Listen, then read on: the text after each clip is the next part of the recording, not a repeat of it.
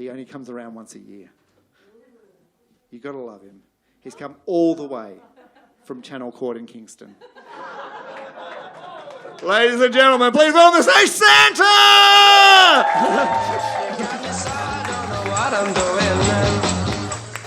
Yeah, you really got me. Well, Merry Christmas to all you lovely people here at Jokers. How's it going? Show of hands, who's been good? Who's been bad? Who's been bad but good at it? You're my kind of people. But I tell you, ladies and gentlemen, girls and boys, it's been a horrible year, hasn't it? My very good friend, Her Majesty the Queen, once described a year like this as an anus horribilis or something. I think what she meant was it was a bit of a bummer.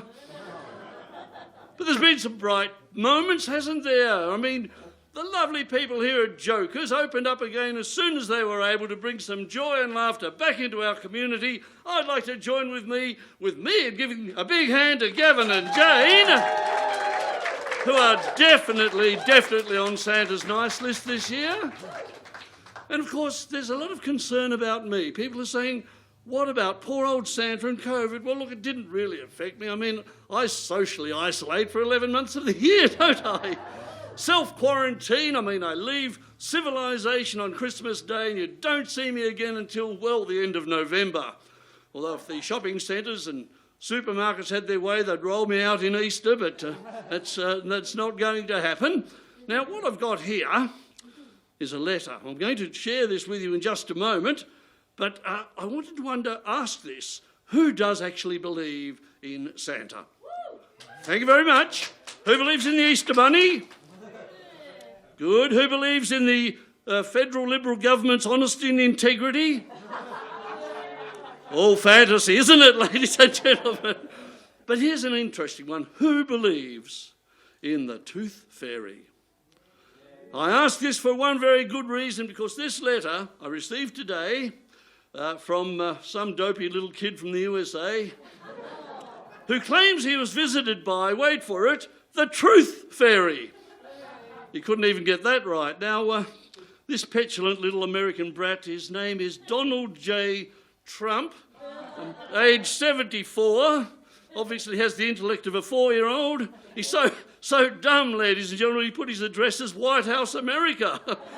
I mean, how many White Houses do you reckon I fly over on the average Christmas Eve? Dopey little ball bag. Of course, you realise I am the real Santa. There are other Santas around. You see them from time to time. They're what we call in the trade subordinate clauses. And of course, being the CEO of Santa, I have to interview all these job applicants and go through their resumes, and they get very excited when I tell them that Santa HQ is in Lapland, and then they get very disappointed to find that Lapland isn't the Gentlemen's Club in Barrack Street. Let me share with you this letter from this little twerp. Hey Santa, you fat freak. You are the fattiest fatso that is the most ever very, very fat, and I am handsome and thin and have my own teeth and hair that isn't dyed, and I have never used fake tan, and that's the honest truth, because I was visited by the special Truth Fairy, and I know fake news is everything except what I say, and that is the honest truth. Now, I've decided what this little ball bag needs for Christmas, and that's a few full stops. Not that he'd have the intelligence to know where to put them. Anyway, I'm going to continue. You'd better bring me some kittens, because I'm famous and I like grabbing pussies. I'm also going to demand that you bring Joe Biden a poisonous snake, because he stole my erection. Now, Donnie, if you're going to write things down, get your facts right, OK? I'm sure Mr Biden isn't at all interested in your erection. Everybody knows where that's been. Stormy Daniels made sure of that. He goes on to say, you'd better watch out, weirdo, because I was sent by God. Now, I think the only reason God would give us that is because he'd run out of locusts. Don't you agree? Little twerp doesn't even know which way to hold the Bible. And he concludes, my favourite Christmas carol is Hark, the Herald Angels Sing All About Me. So, well, little Donny, I've decided what you're getting for Christmas, and that's an eviction notice. Now, this letter, coincidentally, arrived at the same time this letter came from the aforementioned Stormy Daniels. Dear Santa, for Christmas I would like to get Merry Christmas tattooed on the top of one of my legs and Happy New Year tattooed on the top of the other. Then I can invite that Trump kid up between the holidays again. Oh, and maybe get another $130,000 in hush money. All right, Stormy, if you insist, but remember what happened last time, dear. No, you've got to remember that you said it was the worst 90 seconds of your life, so just be careful what you wish for there, little Stormy. And finally, this one more letter I'd like to share with you. Dear Santa, all I want for Christmas is a thin body and a fat wallet. And please don't screw that up like you did last year. Clive Palmer, Queensland. Now, I'll share a little secret with you, children. Sometimes Santa does disappoint people. And last Christmas, I disappointed little Christian Porter. Did you know Christian, do you?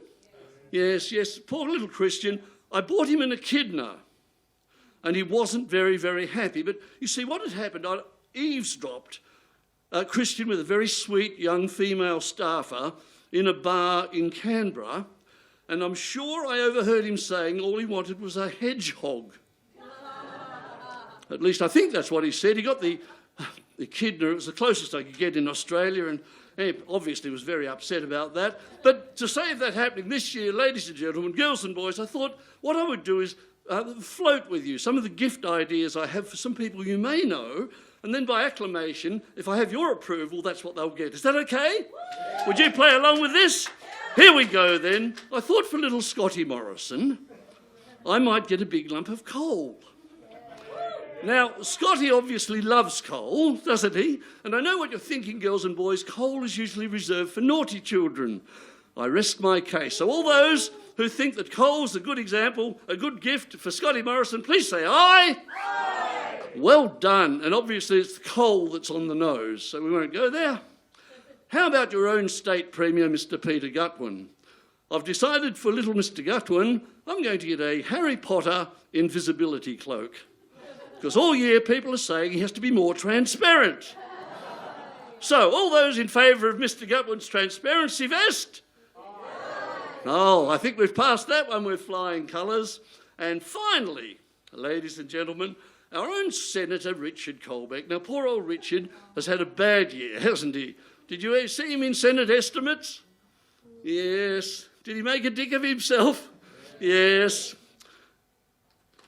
So for Richard, I've written a little song, and I'm sure it'll cheer him up.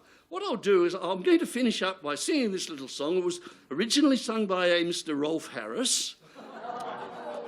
Now, Rolf doesn't entertain anymore. I think he's trying to get my job. Apparently he was caught with his hand in a little girl's stocking, but I believe that. But I thought Rolf wouldn't mind if I used his little song. So what I'm going to do is I'm going to sing the first verse and the chorus, and then I'm going to get you to join in with that chorus. Is that okay? Would you do that for Santa? Okay, here we go. This is a gift to Mr. Senator Richard Colbeck. Early on one Christmas day, a bloke aged 82 wandered off becoming lost. What could he do? He snickered, I'm a dickhead. I think I've lost my way. I'll help you find your home, old chap. Hop up on the sleigh.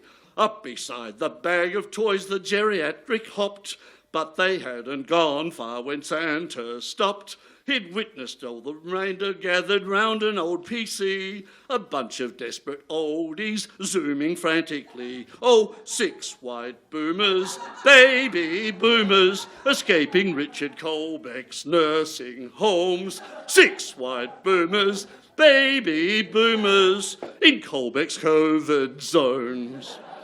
Pretty soon the senator began to feel the heat. The answers to the estimates were incomplete. 700 citizens now headed heaven's way, while Colbeck kept his ministry. What more can Santa say?